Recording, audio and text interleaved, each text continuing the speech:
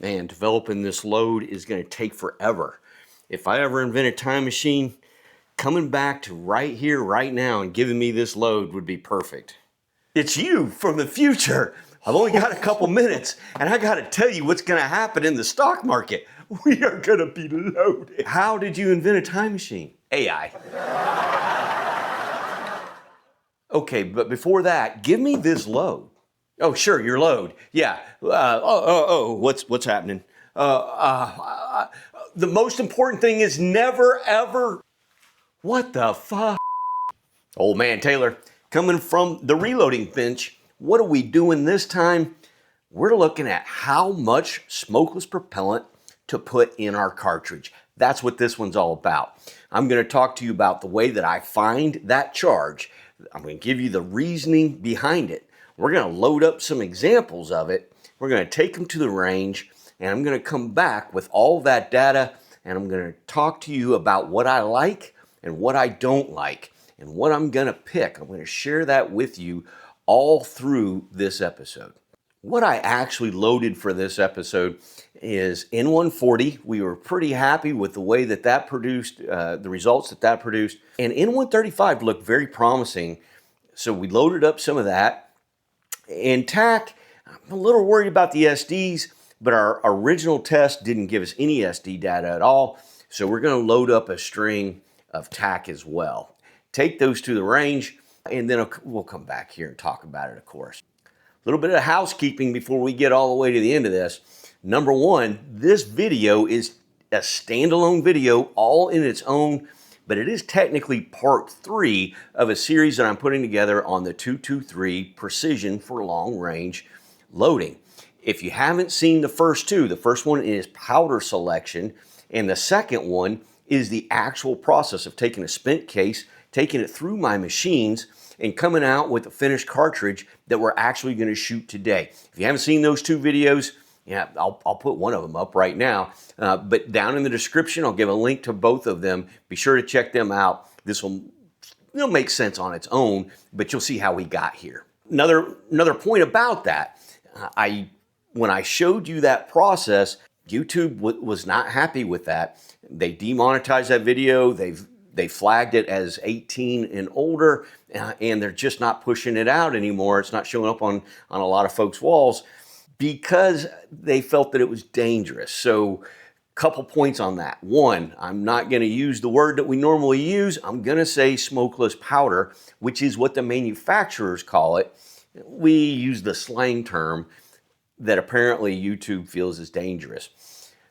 Second, disclaimer. Got to give you the disclaimer. Don't do anything that I'm doing. This is for educational purposes only.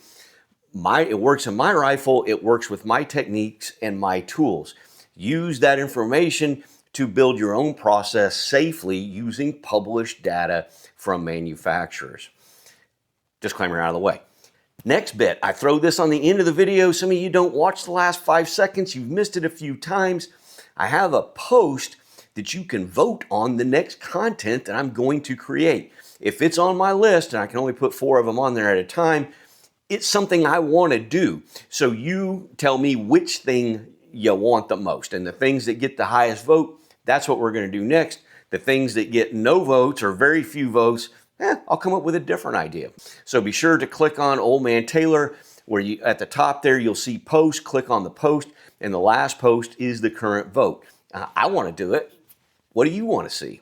Next thing, got to talk about my affiliate links down there in the description.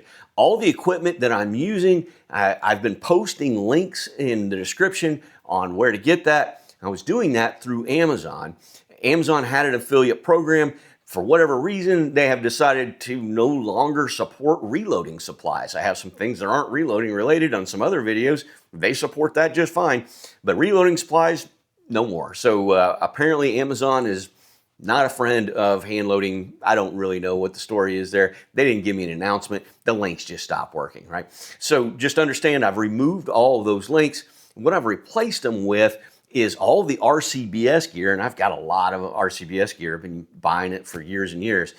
The RCBS equipment that I use, and I can vouch for, is in my list and it takes you directly to RCBS. If you purchase something from there, I will get a small percentage from that. That is their current state of affairs. And in complete transparency, once again, reminding you that Lapua has agreed to give me some brass for this video, 223. I've got some Vihtavuori N135 that they supplied. I'm supplying some of that N135 as well, and I am supplying the N140. And Sierra has contributed a significant amount of 77 SMKs, which I've been buying up until this series of videos. And while I'm coming clean on all this, one last bit, the last video with the 10 shots per powder, I was highly influenced by Tim at Little Crow Gunworks on that idea, that concept. I've tested it. It has worked for me. I borrowed that, and I said his name a couple times, but I really didn't nail down that's where I got that idea from. That is where I got that idea from. What we're going to be doing today isn't exactly what Tim does. It's not exactly what Eric Cortina does with his SD idea. It's not exactly the OCW method that's been used quite a bit by a bunch of folks and tweaked and changed. I'm actually going to be bringing ideas together from all three of those things, and we're going to be looking at SDs. We're also going to be looking at where the center of those groups stack up, and we're going to be making some evaluations based on that. Just want to give some credit out there. I didn't create this. I have taken some ideas from other people that have and put them together, and that's what we're going to demonstrate here. That's what I've been using, and it's been working fantastic, so it's what we're going to continue to use today. Let's dig into it. So our first powder that we're going to start taking apart here, N140. Now, just a quick recap on how we got here and the data that told us what we need to be looking at. N140's, its 10-shot group or 9-shot group, we threw out one.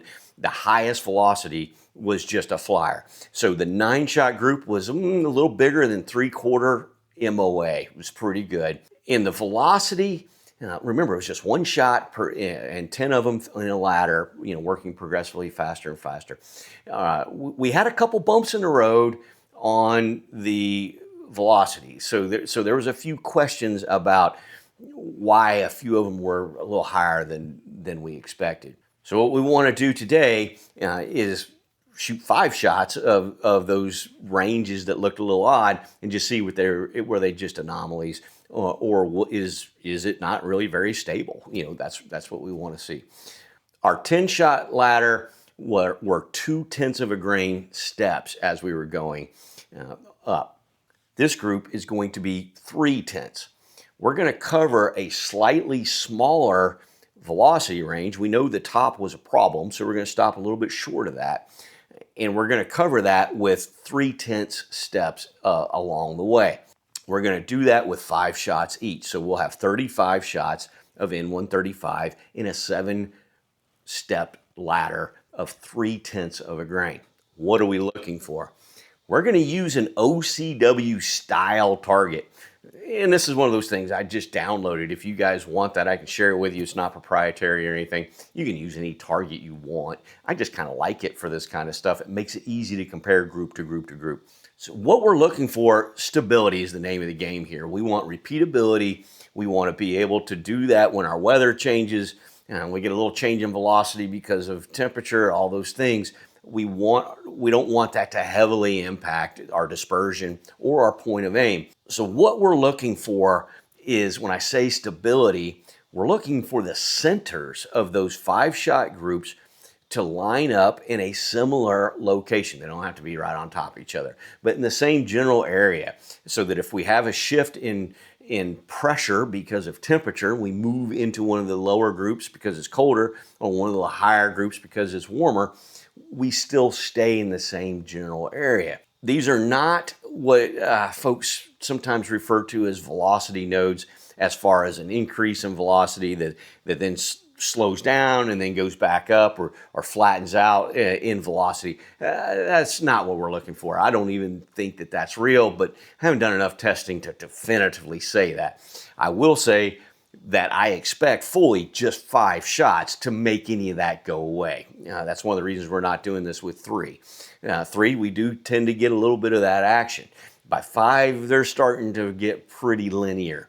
That's what I expect to see today. We'll see if that's true. And we're testing, remember, 3 different loads. So we got plenty of opportunity to prove me wrong. We'll see how that goes.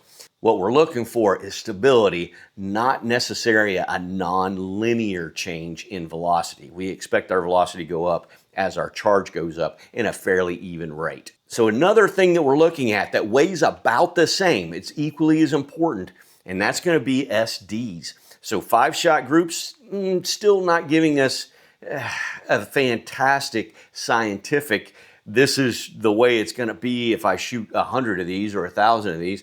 But it's gonna get us in the ballpark. So if we're shooting 30 SDs with 5-shot groups, we could say maybe we can reduce that 25% or so, maybe 30 even. It's not gonna work, right? Same as if I shoot a 2, or a 3 or something like that. That's gonna increase to 6, 9, but it's not gonna go to 30. So it's going to give us a window into this, but that number that it actually gives us is going to have a fairly wide range. Just be aware of that too. And remember, our goal here, we're trying to get we'll get out of the teens, right? 10 and lower is kind of what we're looking for. We can accept a little bit higher than that on a 5-shot because it may come down as we shoot more and more. Of course, it may go up too. But that's kind of what we're looking for, is something in that range, pretty close to 10 or lower is ideal. And then the third thing we're going to look at that weighs way below all of that is group size. So the group size is not going to be all that particular, not going to be all that concerned with it as long as it's not really big. 5-shot groups can't rule things in, but they can rule some things out. So if I come back and I got an 1.5-inch group, I got a 2-inch group, not going to work, right? We're trying to get into that 3/4 MOA range at 100 yards. We're going to shoot these at 100 yards. So if I've got something that's just way outside of that scientifically, even with a 5-shot group, if I calculated the range that could be, it's not in 3/4, we're going to rule it out, okay? But we're probably not going to be paying a lot of attention to that, other than it looks pretty cool on paper. I got those loaded up right now. I'll see you at the range.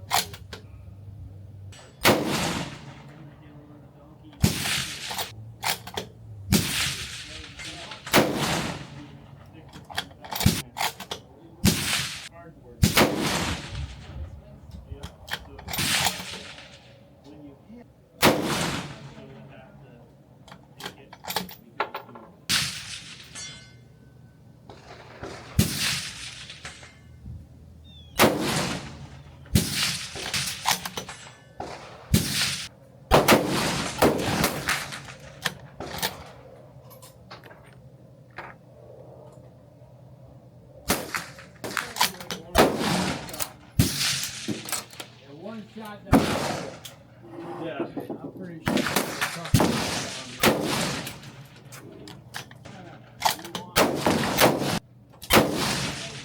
about on the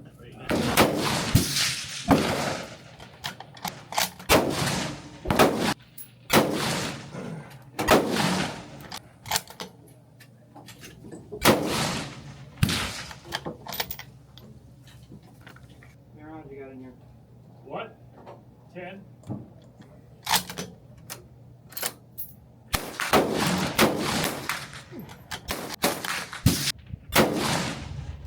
Yeah, Put that in your shoe. Chris, I can shoot.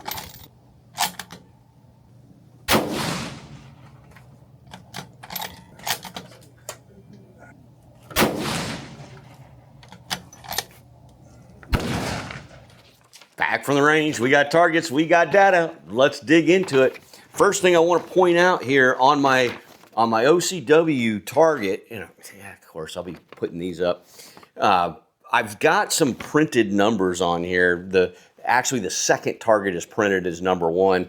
This is supposed to be a sighter. I actually shot a different piece of paper for my sighters. So this is actually load number 1. The one that says 1 is actually load number 2. Sorry about the confusion there, but that's how I got 6 on one page, and then we ended up with 7 all by itself. Well, when we look at these things, man, some of those groups look pretty fantastic, didn't they? We had a lot of half MOA groups. Once again, I'll be sure that data's up. I've got a lot of half MOA groups, but if you remember what I was talking about, groups or size is fun, but unless it was really big, really doesn't matter a whole lot. The one thing that did jump out at me though was on group 5, I had a flyer. And if we look at where group 6 ended up, it looked like 5, there was a pretty good shift there between 5 and 6. It looks like that shot may have belonged to group 6, but it was even farther out. It was kind of high. What's concerning about that is in our velocity in the last video, we also had an anomaly with N140. It was roughly that same area. It was very close to that same area. So this time, kind of interesting. I had a shot that did drift away this time, about the same place that my velocity sort of went a little high for no apparent reason last time. Well, this kind of points to maybe this area is not great. Now we've had 2 examples where this range is not perfect. I put all of those targets, I found the centers mathematically with the computer and put each center as a shot on a target. So I've got the centers of all 7 groups are going to represent as one shot, and I put that on one target, put that up, of course, and now you can see where how the centers line up with each other. If we're looking at those group centers, we can see group 3 and group 6, there are 2 clusters there. They were kind of in the middle of that, where the one below and the one above would be okay if we drifted into them. They look pretty decent. But group 6 includes that 5, and it's right about where that velocity was a little weird also, so we're not going to use group 6. Group 3 looks pretty decent. So that one right now is our winner for N140. So when we're talking about velocity, yep, let's get that information up here too. So this is a little more meaningful than our single shot of each load. Now we've got 5 shots of each load to give us a better average. Once again, statistically it is not perfect, but it's going to point in that direction with 70%-ish of what it's going to be. So we do have a range on either side of that. But we can see down at the bottom of this graph, our slower velocities were more stable. They were in that 10, 11, 12 range, somewhere in there. Looked pretty good. We've already decided 6 is out. And if we look at the velocities up there, the SDs start to really kind of grow. So that also confirms we're just not super stable with this load with N140 in my rifle. So what am I going to do? Well, the decision I'm going to make here is based on our group centers and how they stack and our SD. We're going to move forward with a load that's going to be very similar to group 2 and it's going to ease towards group 3 a little bit.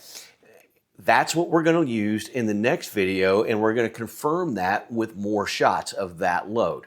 And that takes us to N135, which looked pretty promising. Quick recap on that. Of the 10-shot group, one of them was a bit farther away than the rest. When we throw that out, we had a 9-shot ladder of each being different powder charges that came in about half MOA. It was pretty impressive. When we looked at the velocity, it was very linear, nice smooth line, not a lot of jagged going on there, even with just one shot. Tells us that's a pretty stable powder through the whole range. Preemptively, we need to do some confirmation for that. What's the plan? Same plan. We're going to take the OCW style targets to the range, and I'm going to shoot 5 shots of a 7-shot ladder, and we're going to explore those individual velocities with a little better data, come back with some SDs to talk about, come back with some group centers and see what's touching or close. See you at the range.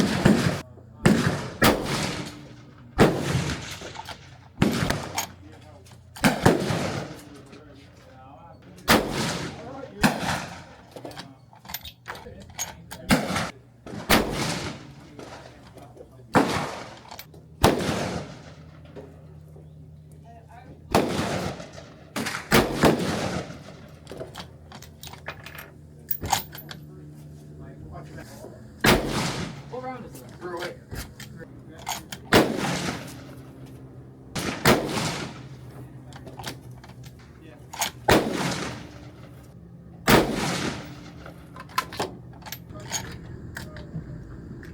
All I gotta do. Put that in? Yep.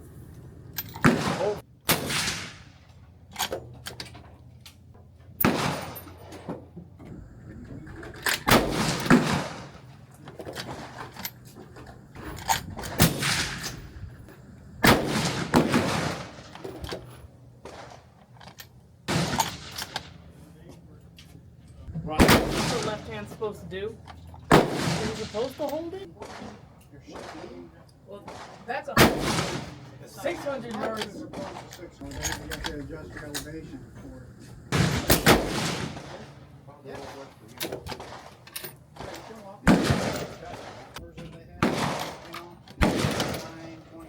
Yes. You know, a nice what's line? nice, yeah, as you go 4 on 5, that's good. So, whenever Well, it becomes like that.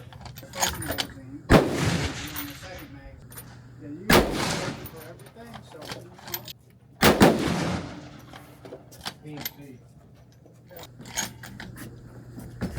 Hey, Rick.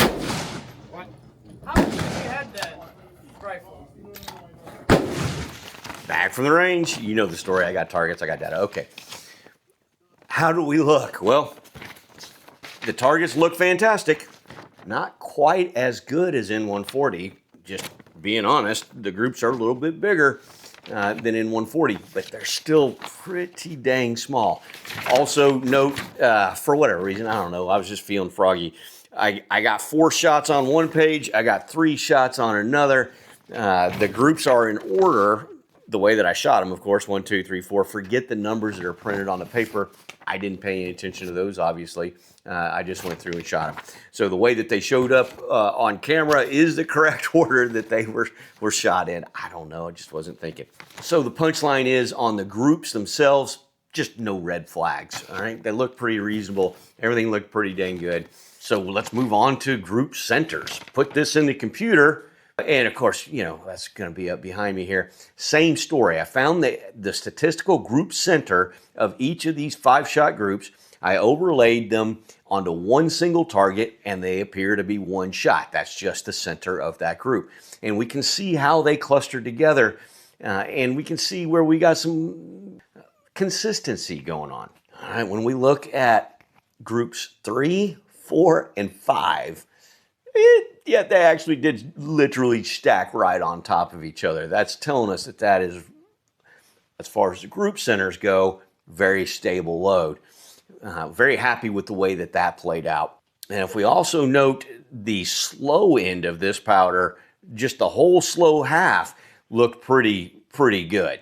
The velocities we'll take a look at in just a second weren't quite as high as we'd like them to be, but the rifle seems to agree with them, and that's a very positive sign. All right, when we take a look at these velocities, we can see that it's a really linear climb. The line is nice and smooth. It's exactly what we expect. It's exactly what we want to see. This does, once again, point to maybe those velocity nodes aren't really a thing at all. You know, here we are with yet another linear increase in velocity with an increase in pressure. What we wanted to see. No red flags, nothing jumping out, nothing moving around, nice and stable. When we look at the standard deviation of that velocity, this is one of our key indicators that we're really after. We can see that those SDs from group to group to group actually look pretty good with a strange little peak in there on group 3. Now, here's the thing. I was a little thinking maybe I just had one shot, another anomaly, something weird to happen there. When I look at all 5 of those shots, they're all pretty close to each other. It doesn't appear that there's 1 or 2 that just kind of were weird. It just looked like there was a bigger spread in that 5-shot group. There just was. So I'm not excited about group 3. When I look at the way it printed on paper, looked fine, but down there, not so great. All right, but if we look at the SDs, the best SDs we had were a little bit slower than that, and the second best were just a little faster than that. So what I've decided to do, based on how they overlaid and where our nice SDs are, I think I'm going to try a couple loads, one on either side of our peak, so to speak, on the SD. So we're going to move forward with a load down there on the slow end. I think the velocity is probably a little too slow on that for our 600 needs. Maybe I will take a load that is consistent and repeatable over and over a faster load that I just don't know if I'm trying to fight the wind or the dispersion of the round. And that can be really frustrating. So I'd take that slower round, even though it's going to be exposed to that wind a little bit more. The BC is going to be a little bit less because it's not moving as fast, so that wind's going to have a bigger effect, but it will be predictable. So I'll be able to account for it, and it'll make sense in my head where I'm not playing with 2 variables, one I don't even have control of, and that's wide dispersion because my velocity is shaky. So I'm not going to rule it out based on that just yet. We're going to give it a shot and we'll see what it looks like. And we'll do that with a slightly faster that's got a pretty decent SD as well. That brings us to TAC. All right, quick recap on TAC. That was a pretty decent looking 10-shot group as well, but if you recall, our bottom two loads were the ones that kind of separated from the group. So we're going to load towards the top. We're going to cut the bottom out. We're going to create a 7-rung ladder of 5 shots each, 35 shots again. And we're going to start above where those two had separated and give TAC the best shot it's got with those higher velocities. And those velocities look pretty impressive. So we'll see how that pans out. The number one concern we had going into this, TAC and its SDs, in my experience, have not always been great. So we're really going to be keeping our eye on those SDs and see how TAC does. Well, they're loaded up, so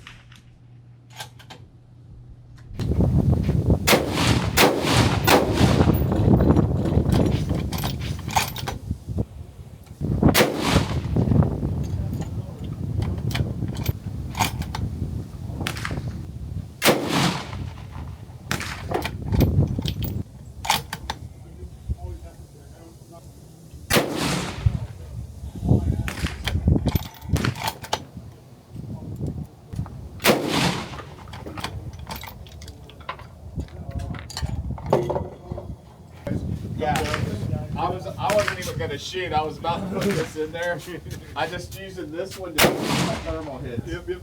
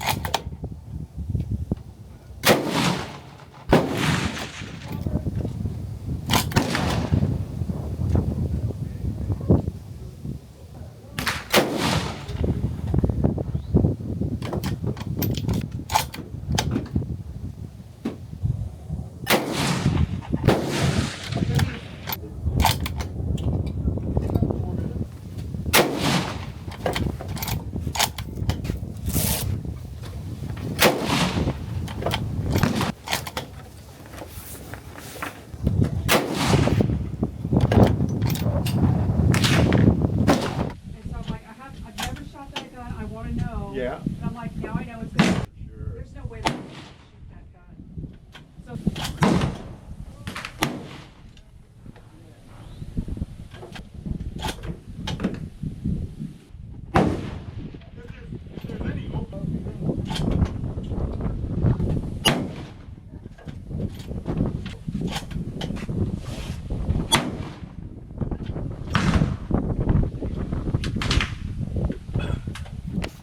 back from the range. Yeah, okay.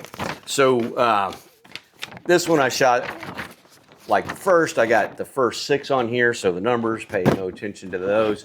And then I've got 7 by itself over here. And if you look at this one, I was running some 168 burgers. Maybe even in another video we'll see that. Pay no attention to the holes over here. That has nothing to do with this video. Okay, what did we see? Well, we saw the groups were a little bit bigger than both the N140 and the N135. We broke 1 MOA for the first time. So that wasn't fantastic. Once again, nothing that ruled it out, but it was a little less promising than both of our previous 2. Let's put together the composites, get that information up behind us here, and we can see, you know, the way that they stacked. Group 2, Group 6 stacked the best. Yeah, let's call it that. You know, they're not ideal, but Group 2 and Group 6 would be the centers of the ones above and below, and that kind of gives us the middle of those 2 groups. So if I was going to move forward based on the group data, that's where I would be thinking. So when I look at my velocity graph, you know, okay, we don't have any red flags there. There's nothing that jumps out at us that is a concern. Also, kind of not much of a node going on this one either. How about that? Let's take a look at SDs and see what happened. Whew, yeah, so we got some SDs pushing 30. Didn't like that. Our lowest SDs of the day are way above on what we found on our N135 and N140, unfortunately. So I was concerned about that. I got a couple that maybe might be okay. Once again, using the idea it's a 5-shot group and statistically it's not significant. It'll probably get bigger if we shoot more, but it might get smaller. We don't know. Once again, that's groups 3 and 5. Well, let's put that group center's target back up. And how does 3 and 5 fit into this? Oof. It's not going to work. My SDs and my centers don't line up at all. They're not even similar here. I'm sorry to say, TAC, you're not going to make it. So unfortunately, it's just not going to work. Once again, for 100 yards, if SDs just didn't matter, this could be a load you could use. Absolutely. It's not going to work for long range. Punchline, TAC is out. All right, we're wrapping up. Before we do, please hit the chat down below, get those conversations going. As you guys know, I don't answer every single comment, but I answer the majority of them. When I have an opportunity, I will get on there and get back to you. Number 2, fighting the demonetization demon from YouTube. So if you want to support this channel, I am losing money on that last video. I'm definitely not breaking even, paid for that out of my pocket. If you want to help me with that, hit the RCBS links. If you're looking for RCBS gear, please. And number 2, I got a super chat that was freaking outstanding, putting that guy's name right here. Feel free to do that. That's probably the simplest way to just help me out. I would appreciate it. This is Old Man Taylor, and I do appreciate you spending your time. Thank you.